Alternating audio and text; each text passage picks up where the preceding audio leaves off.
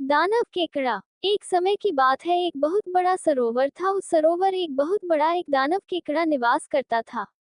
उस केकड़े का हाथी सबसे प्रिय आहार था। जब भी हाथी के झुंड उस सरोवर में पानी पीने अथवा जल क्रीड़ा के लिए आते तो उनमें से एक को वह अपना आहार अवश्य बनाता। चूंकि हाथी समूह के लिए उस वन में जल का कोई अन्य स्रोत नहीं था, अतः गजराज ने अपनी गर्भिणी हथिनी को दूर किसी प्रदेश में भेज दिया कि कहीं गलती से हथिनी उस दानव केकड़े का ग्रास न बन जाए। कुछ ही महीनों के बाद हथिनी ने एक सुंदर और बलिष्ठ हाथी को जन्म दिया।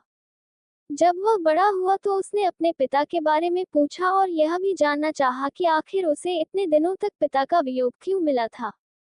जब उसने सारी बातें अपनी माता से जान ली तो वह माता की आज्ञा लेकर अपने पिता से मिलने के लिए उसी वन में आ पहुंचा। फिर उसने पिता को प्रणाम कर अपना परिचय दिया और परिचय देते हुए उस दानव केकड़े को मारने की इच्छा व्यक्त की और इस महान कार्य के लिए पिता की आज्ञा और आशीर्वाद मांगा। पिता ने पहले तो उसकी याचना ठुकरा दी, किंतु बार बार अनुरोध से उसने अपने पुत्र को पराक्रम दिखाने का अवसर दे ही दिया। पुत्र ने अपनी सेना तैयार की और अपने शत्रु की सारी गतिविधियों का पता लगाया। तब उसे यह विदित हुआ कि वह केकड़ा हाथियों को तभी पकड़ता था जब वे सरोवर से लौटने लगते थे, और लौटने वालों में भी वह उसी हाथी को पकड़ता जो सबसे अंत में बाहर आते थे। सूचनाओं के अनुकूल उसने अपनी योजना बनाई और अपने साथियों के साथ सरोवर में पानी पीने के लिए प्रवेश किया।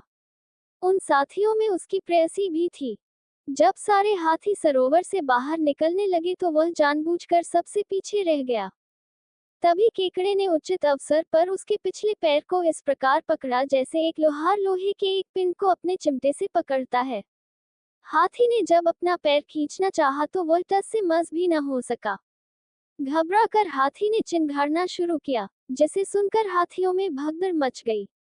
वे उसकी मदद को न आकर इधर उधर भाग खड़े हुए। हाथी ने अपनी प्रेयसी को पुकारा और उससे सहायता मांगी। प्रेयसी हाथी को सच्चे दिल से प्यार करती थी। तत्काल अपने प्रेमी को छुड़ाने के लिए उसके पास आए और केकड़े से कहा, तू है एक बहादुर केकड़ा, नहीं है तेरे जैसा कोई दूसरा, हो वह गंगा या नर्मदा, नहीं है शक्तिशाली तेरे जैसा कोई बंदा।